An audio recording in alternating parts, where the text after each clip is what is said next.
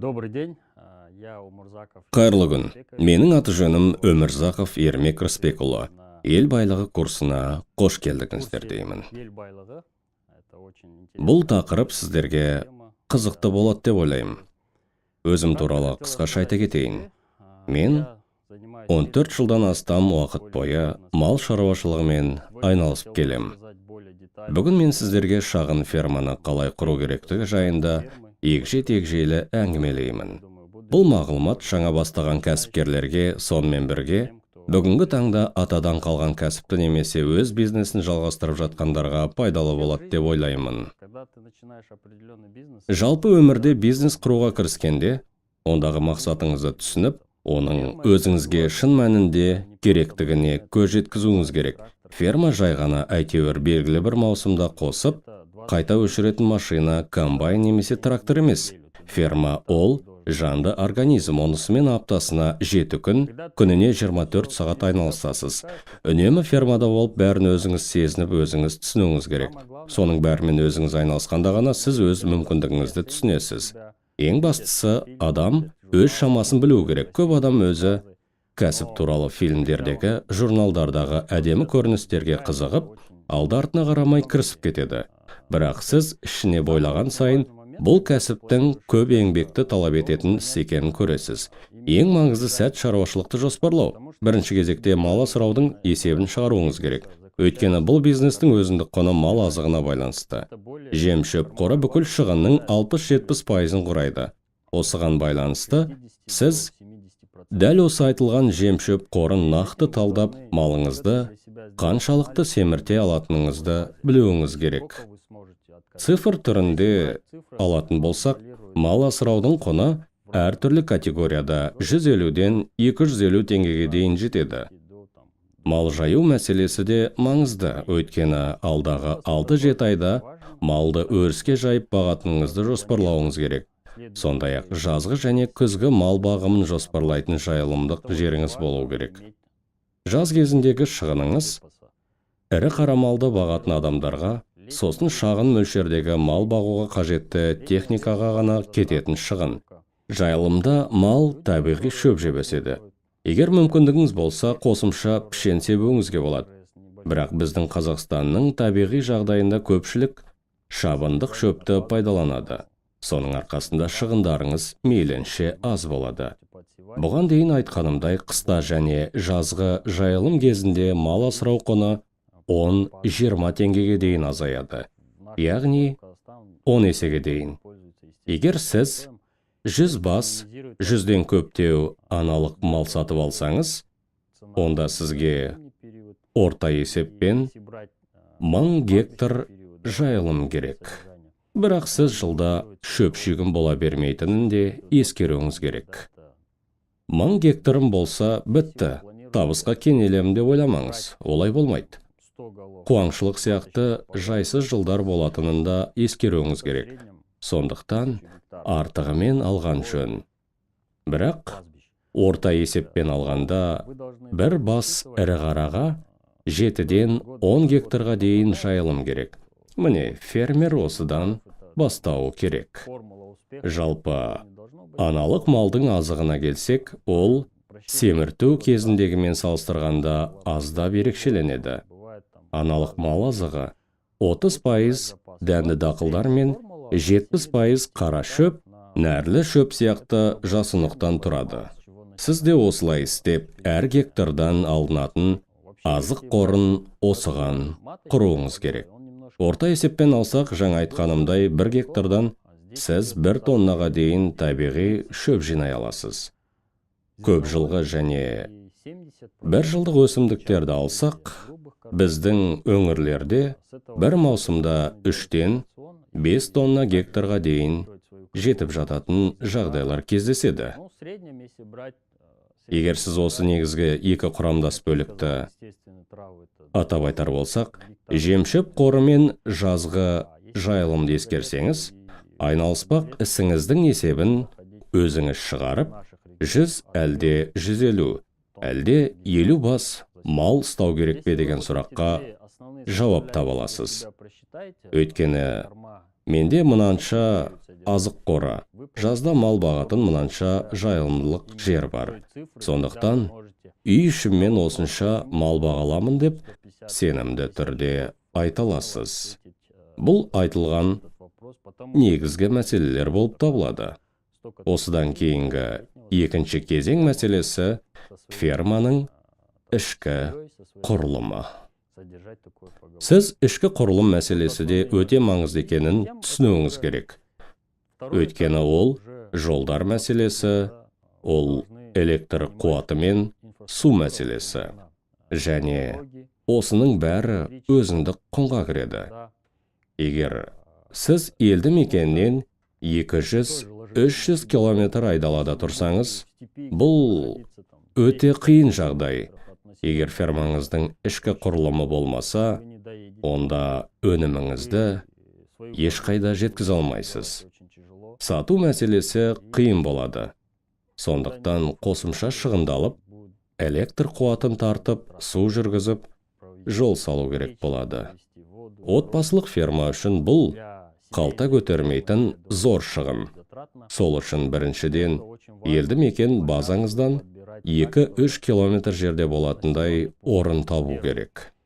Өйткені бұл адам ресурсы.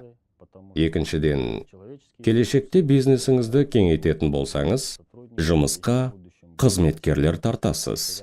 Сондықтан ферманың ішкі құрылымы болуы тиіс, өйткені бұл болашақ қызметкерлеріңізге керек. Сондай-ақ егер сіз қаладан көшетін болсаңыз, отбасылық бизнесіңізде елді мекенге көшеді. Ал бұл балаларыңыз бен олардың келешегімен байланысты мәселе. Бұл ретте мектептің маңызы зор болғандықтан, бұны да есепке алып мұқият ойластыруыңыз керек.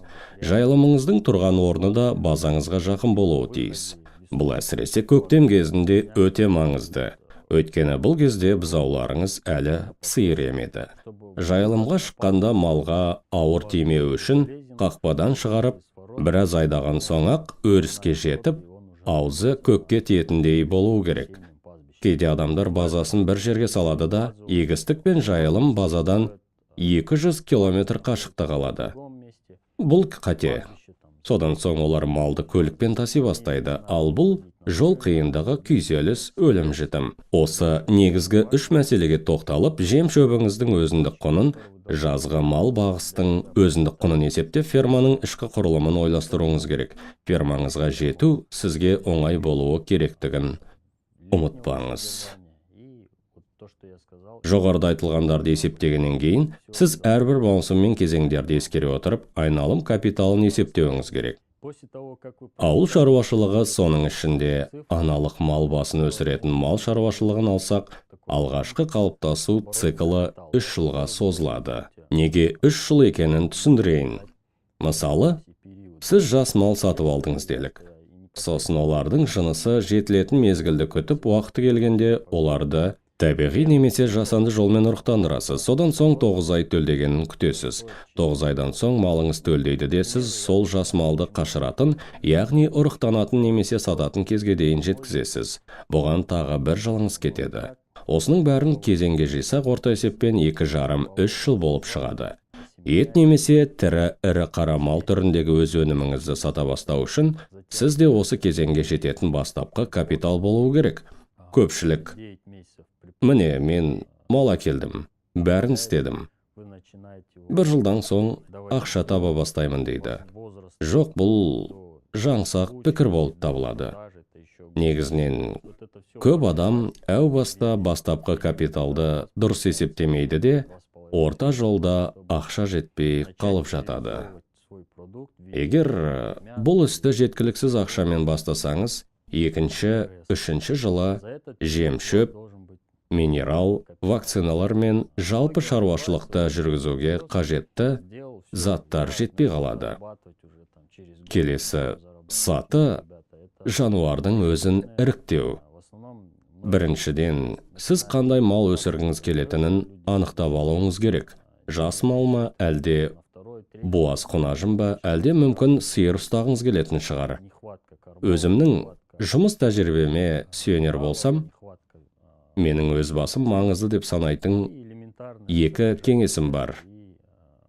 ірі қара немесе басқа да малмен жұмыс істеп көрген мал төлдету дегеннің не екенін білетін, ұрықтандыру дегеннің не екенін түсінетін, яғни мал өсіру тәжірибесі бар адам болса, онда менің кеңесім ол адам.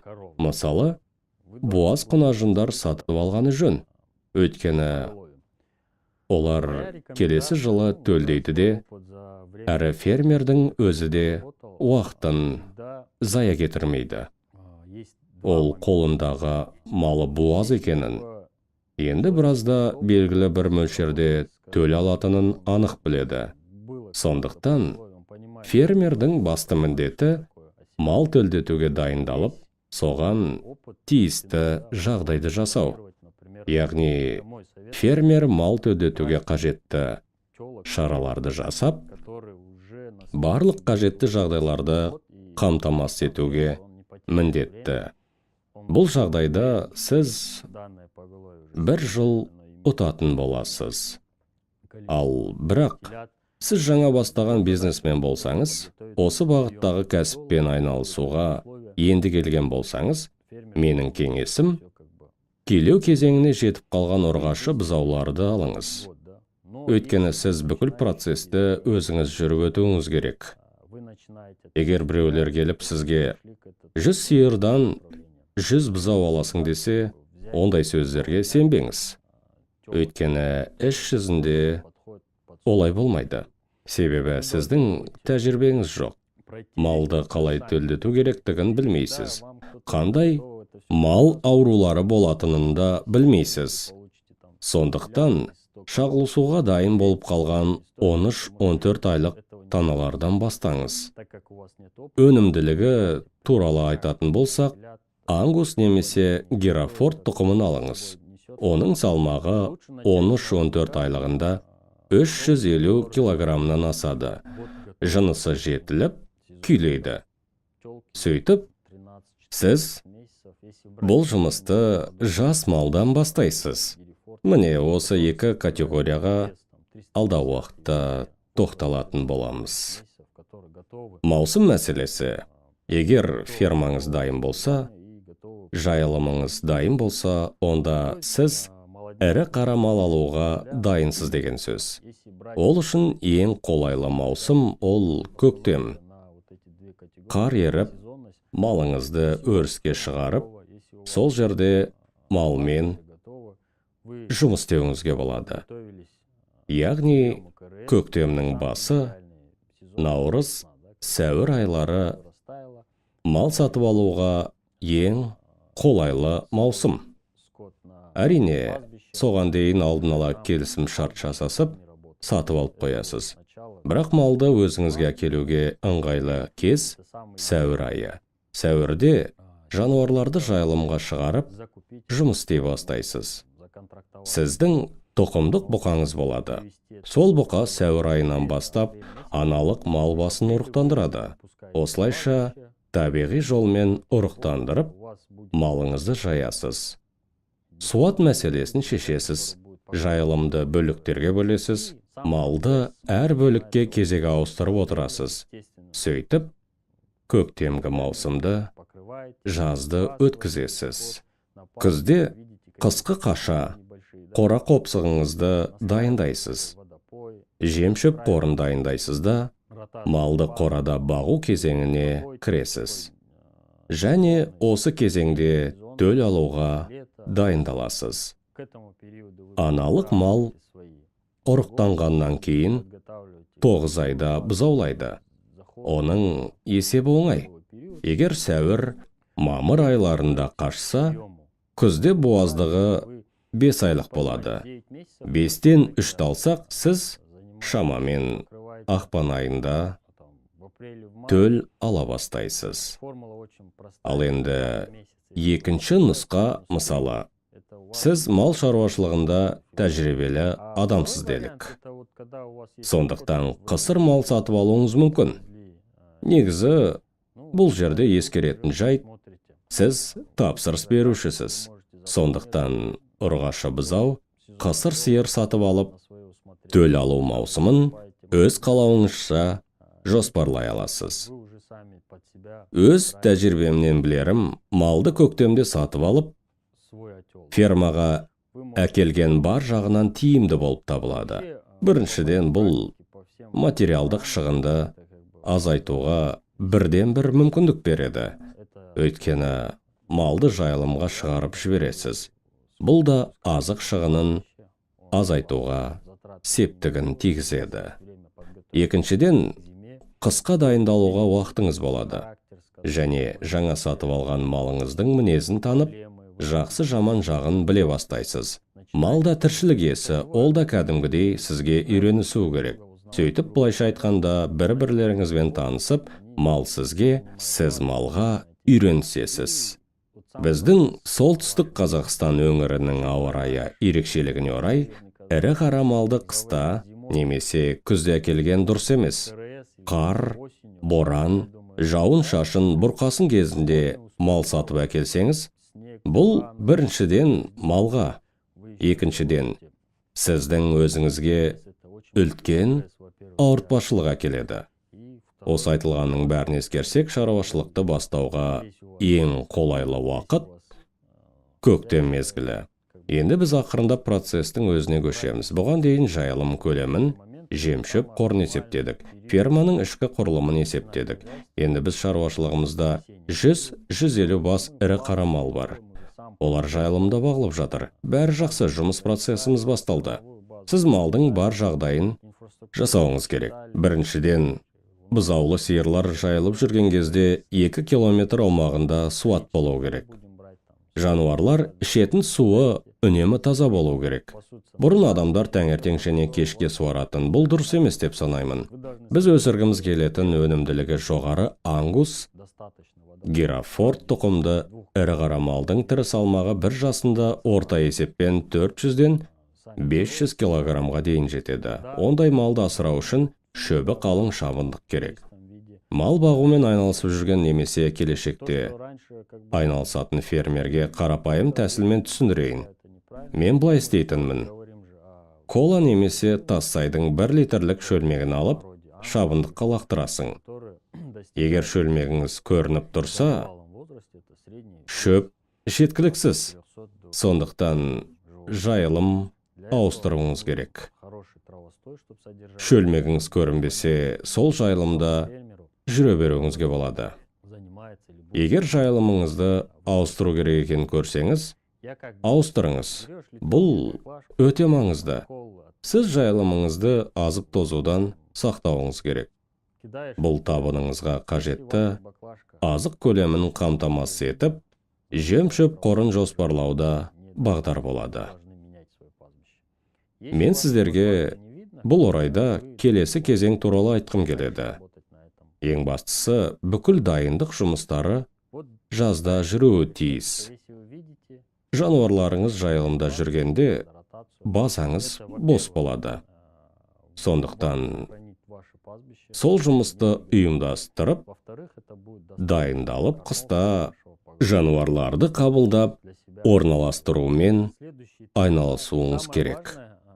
Дайындық апыл-ғұпыл емес, асықпай жасалуы тиіс. Ол үшін не керек? Біріншіден, жақын жерде су болуы тиіс. Ферма әртүрлі болуы мүмкін. Әрқайсысының өз қора-қопсысы болады. Біз өз бизнесімізді бастағанда, не істейтінімізді, қандай қоражай салатынымызды түгел есептедік. Бұл ретте біз америкалық серіктестеріміздің тәжірибесін ескердік. Олар 1 тиынға шейін санайды, өйткені бұның бәрі өзіндік құнға кіреді. Бұзау сатудан түскен ақшадан оның өзіндік құнын алып тастасаңыз, сіздің кірісіңіз шығады. 100 сиырдан 80-85 бұзау алынады. Соның 80-ін сақтап қалсаңыз, өзіңізге қалатын бюджетте шығатын болады. Мысалы, жабық қора, орысша айтқанда, ангар салуды алайық. Біз есептеп, бар жағы жабық бетон ангар салу экономикалық тұрғыдан тиімсіз екеніне көз жеткіздік. Ангар салу сол кезде де қымбат еді. қазірде тым қымбат. Негізінен малды суықта ұстау тәсілі болатын. Өзінің шағын фермасын бастағысы келетін әрбір фермер біріншіден қолға алмақ ісіне және одан нәтиже шығаратынына сенуі керек. Табыстың басы сол. Біз бұлай есептедік. Қысқы кезеңде 150-ден 250 теңгеге дейін, жазғы кезеңде 20-30 теңге. Орта есеппен 100 теңге шығады. Әрине, әркімде әртүрлі кездесіп жататын жағдай болады.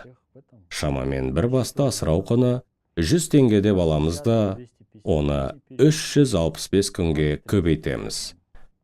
Өйткені малды сіз күнде асырауыңыз керек. 100 теңге неден құралады?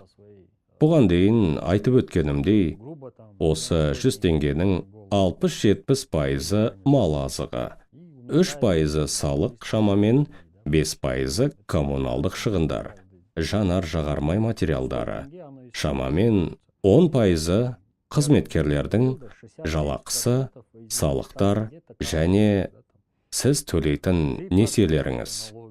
Осының бәрі кіреді. Әрине, фермаға бухгалтерлер жалдап аудит жасатпайсыз ғой. Бірақ мал асырауға нақты қанша қаржы жұмсалатынын сіз білуіңіз керек. Сонымен 365 күнді 100 теңгеге көбейтесіз. Сонда бір жылда бір мал басын асырауға қажетті бюджетіңіз шығады. Осы соманы алдағы 3 жылға көбейтесіз. Міне, мал ұстау үшін сіздің қолыңызда сонша ақша болуы керек. Бұл өте маңызды деп айтар едім. Сонда сіз әлі өнім шығармайтын, кірісіңіз жоқ қалыптасу кезеңінен аман-есен өтесіз. Ал егер сіз 100 теңге керек деп есептеп алып, 60 теңгеге өмір сүруге тырыссаңыз, жетпей қалған 40 теңге кассалық алшақтық болады. Соның кесірінен сіз малды жем-шөптен қысып, анадан мұнадан үнемдей бастайсыз. Бұның бәрі бір бас ірі қара малды асырауға жұмсалатын шығындар.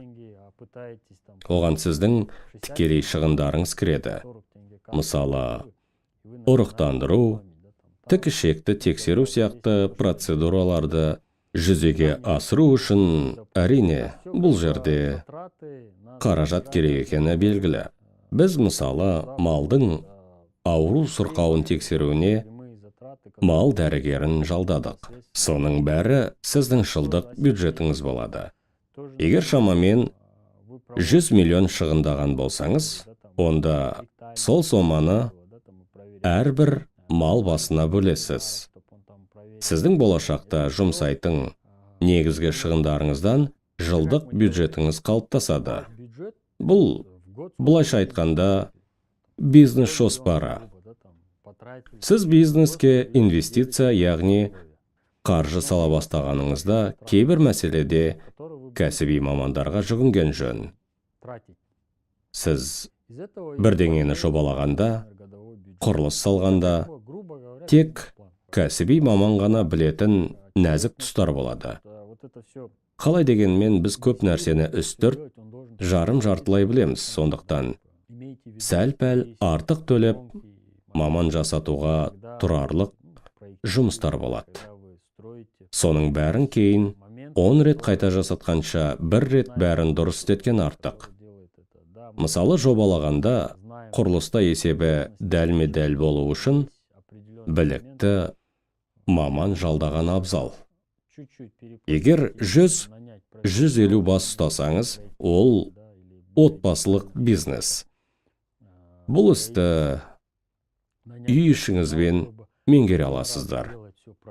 Бірақ жазда мал сатып алғанда, жануарларды дауалауға бірер уақытқа адам жалдасаңыз болады. Әлемдік тәжірибеде солай. Америкада, Канадада, барлық жерде солай істейді. Белгілі бір жұмысқа определенное время. Это как везде Тұрақты мировая практика. адам жалдайды. В Америке, Бұл в біріншіден везде так қаржыңызды үнемдейді. нанимают людей. Екіншіден, Определенное жыл бойы істейтін маман алсаңыз, ваши финансы, оған да и во вторых жалақы төлеу керек. нужно будет Және структуру ондайлар держать, жоқта. искать специалистов, Біреуге которых нет у нас. жұмыс дегенде, Всегда кажется, бизнеспен что айналысу работает, қашанда кажется, оңай болып 20% көрінеді. это так легко. Бірақ кез келген бизнес өз алдыңа мақсат қоя білу, соған ұмтылып алға басу, нарықтағы жаңаны зерттеп білуге тырысу. Әкем солай істеген, мен де солай істеймін деген бір жақтылықпен өмір сүруге болмайды. Бір орында тұрмай, әрқашан өзгерісте болған дұрыс. Қазір ашық ақпарат заманы. Интернет кез келген мағлұматты оқып біліп, өндіріске енгізуге мүмкіндік береді.